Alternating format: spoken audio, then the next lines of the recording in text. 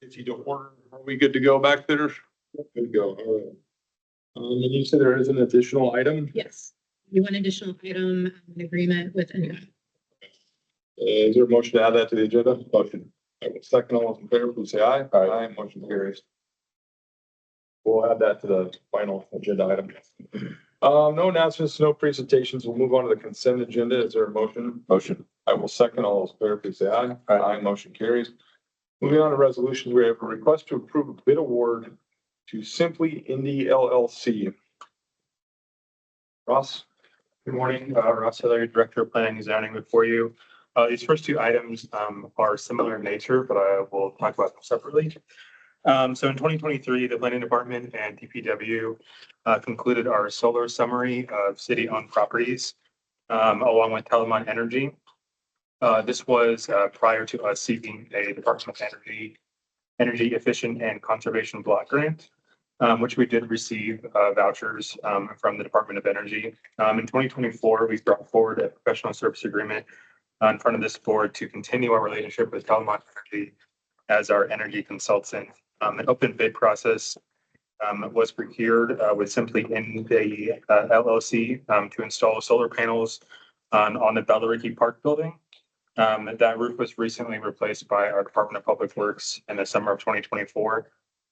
This project is not to exceed $114,252. So that is a reimbursement that we will seek from the Department of Energy with that voucher program. And the second location is our police building located right here in the Municipal Drive complex. That building was constructed in 2018. Confident that that roof is good to go on that one. That project will not exceed $117,220.24. Ross, just a question on the gas station. Is that on the garage or is that on the actual building? It is on the actual building. There's not they have to have a structure for those solar panels to adhere to. And is this, are both of these, is there a local match? There's not a local match, so it's a reimbursement. The last thing I wanted to add was the return on investment for both these projects is just over 7 years. And these solar panels are intended to last over 25. That's if we pay for the panels, right? Because we're not actually paying for the panels. That is correct. We get that reimbursement that we will be The getting. return on investment is even slightly higher. Yeah, right. Correct. Any questions, Jeff? Like, so just out of curiosity, what percentage of the electricity do those provide? Do you have that? It's a good question. I can provide that to you. You know, I would assume for Bellariki, you would almost be self-sustaining to some extent. That one was closer to the police. The police uses a lot of energy. Yes, I've heard that. I think it would be great to know. We're not gonna stop. Yep. Yeah. We have that. Okay. Is there a motion to approve item A? Motion.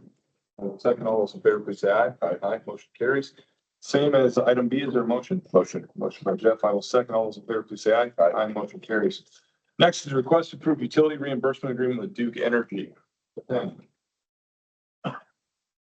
Morning, for the record, the Tim Mackey City Officials Engineering Department. Before you is a utility reimbursement agreement with Duke Energy. This is for the relocation of Duke's facilities on Cumberland Road. We have worked with them to mitigate for the Buy America, Build America, and finally we have an agreement with them. And hopefully after this reimbursement agreement with Duke, that would trigger their start of their almost 370 days lead time for their materials. So happy to answer any questions. 370 days. And after 370 days, they will then start the They work. will then start relocating. They'll take them, I think, about a couple of months. And then after that, we have about 8 communication lines that will probably relocate a mixture of underground and on their poles. So we're looking at a delay of A year plus the relocation time. So hopefully we can get that project ready for the streets in 2026. But we have a buffer with the MPO until 2027. Yeah. I don't know that we have much. And we have to pay them now, but we don't have to pay them now. Yeah, it's basically the invoices that they pay their contractors. They give it to us and we. Okay. All right. Well, is there a begrudging motion to approve? Yeah. Second, all those in favor, please say aye. Aye. Motion carries.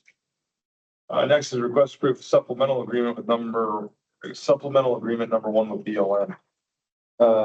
Again, for the record, Hatem Meki, City of Fishers Engineering Department, before you is a first supplement with BLN on the 136 widening project from Southeastern to Cynthia Ann.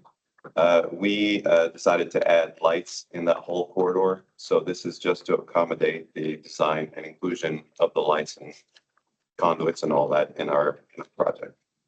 There a motion to approve? Motion. I'll second. All in favor, please say aye. Aye. Carries. Next is request to approve bid award of the 131st and Howe roundabout. Again, for the record, Hatem Meki, City of Fishers Engineering Department, before you is the request to approve the bid award for the proposed project on 131st Street in Howe. This intersection is a two-way stop intersection. This will be converted into a roundabout. We bid this project last Friday. We received 5 bids. The engineer's estimate on it was approximately 1.9 million. We received a bid of 1.6 million. That's a nice base. Yeah. Is there a motion to approve? Motion. Second, all those in favor, please say aye. Aye. And, Meki, will that start in the spring or?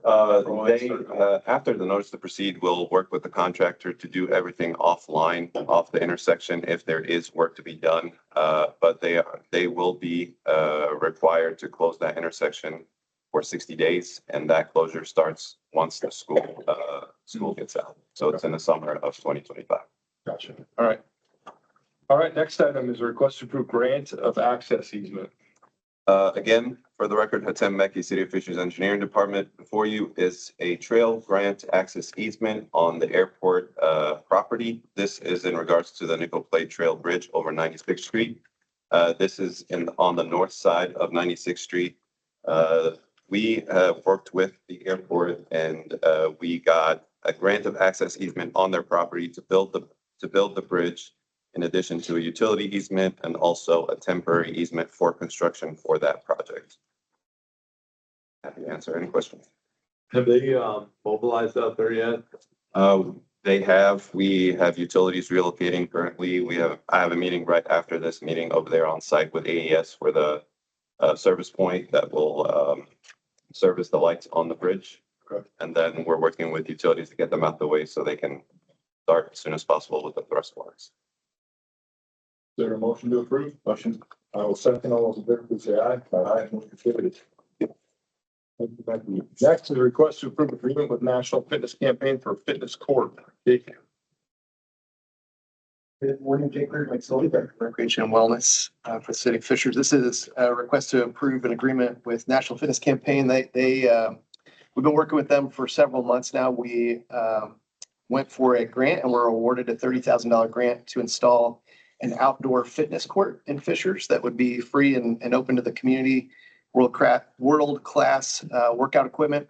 And we're getting now close to the time to receive the equipment and then pour a pad and install it in the spring. It would be a 2025 project, but we would like to approve the agreement for the remainder of the cost this year, start the PO process for procurement, and then it would be paid out 2025 budget where it's approved. So I saw your note the other day about the county Yes. on this grant application. So are we just going to move forward as if we're not getting that? And then if we get it, we reimburse ourselves or? So there's two grants. We have already been awarded the $30,000 grant from National Fitness Campaign. There's a second grant that we've applied for with the Friends of Hamilton County Parks for the same project.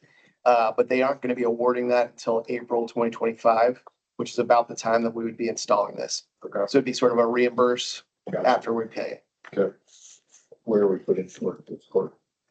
We've been narrowing that down and we think we have a really viable location at Brooks School Park.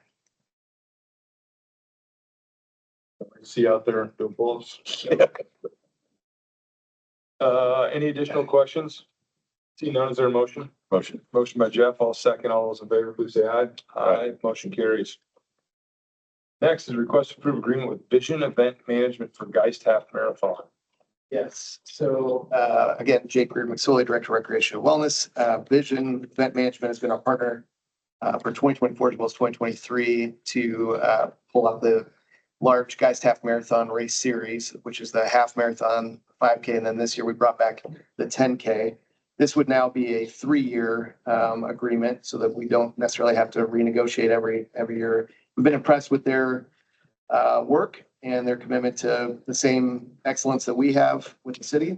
And so this would be essentially doing the same thing for the next 3 years.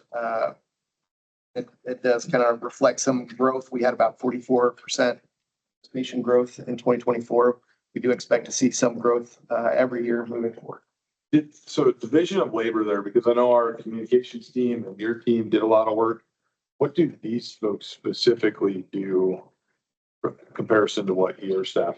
It's a large undertaking, so there's a lot of moving parts. What they really are focused on is helping to stand up the registration site and get that going and moving smoothly. And then they coordinate with our marketing efforts. They will help kind of push out different marketing pieces and communication pieces, the different distribution lists in addition to us. Primarily, the biggest work is the logistics of the race itself. So there's a lot of coordination of public safety leading up to the event and emergency management. And then the day of the event, everything from runner services, start line, all the miles of the course, making sure things are going to run smoothly for all the participants. Any additional questions? No. Seeing none, is there a motion? Motion by Jeff, I'll second. All those in favor, please say aye. Aye. Motion carries. Next is request to accept dedication of private road, Sale Place Bridge.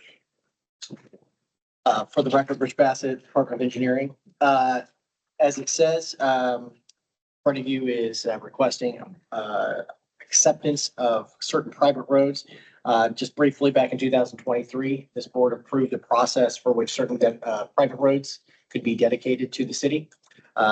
Sale Place has followed all of the protocol and procedures we've required. That is a neighborhood generally located at Brook School Road and Fall Creek. And this request is to accept the dedication of those private roads. Jeff, any questions?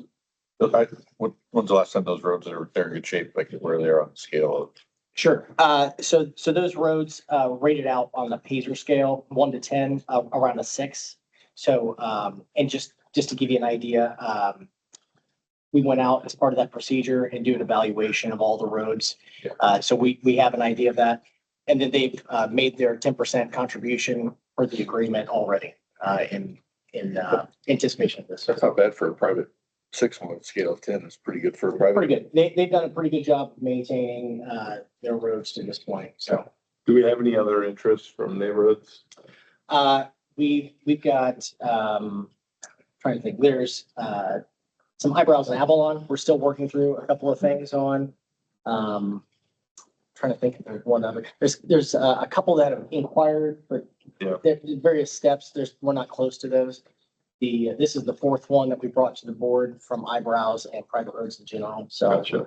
I don't know if it's something we want to push out again to folks Probably. know what's available. Yeah, and I think also for you and Becky, you probably need to start working on 116th and Allisonville. So, Yeah, we've Fisher's Crossing, Fisher's Landing. We've actually had conversations with them. all right, is there a motion to accept? Motion. I will second. All those in favor, please say aye. Aye. Motion carries. We have the additional item, Becky, would you want to walk us through that? Yeah, for the record, Hatem Mekki, City of Fishers, Engineering Department. This item is the agreement with the City of Fishers with NDOT on the event center signs. These signs were placed before the first event that happened last Friday. Basically, this agreement is for 4 years with the Indiana Department of Transportation, and it requires us to pay a yearly fee for maintenance for those signs, or about $2,000. And this, and then after the 4 years, we'll have to go back to NDOT and renew this agreement for 4 years. So basically, with talking with our DPW folks, they don't necessarily go out on the interstate and maintain these signs. So it makes sense for NDOT, if anything happens to these signs, that they would go out there and Are we maintain. responsible when a truck driver hits the sign? Are we responsible for replacing it?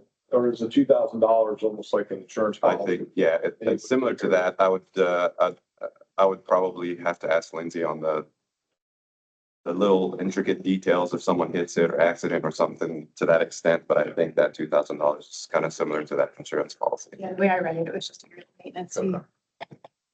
All right, is there a motion to approve? Motion. Second, all in favor, please say aye. Aye, motion carries. I took it as Yeah, because we just approved that last. Yeah, that's quickly. That's good. Any other unfinished or new business, Lindsay? Jeff, you got anything? Nope. All right, is there a motion to adjourn? Motion. I will second. All those in favor, please say aye. Aye, motion adjourned. Government Academy folks, thanks for coming out. Happy Thanksgiving.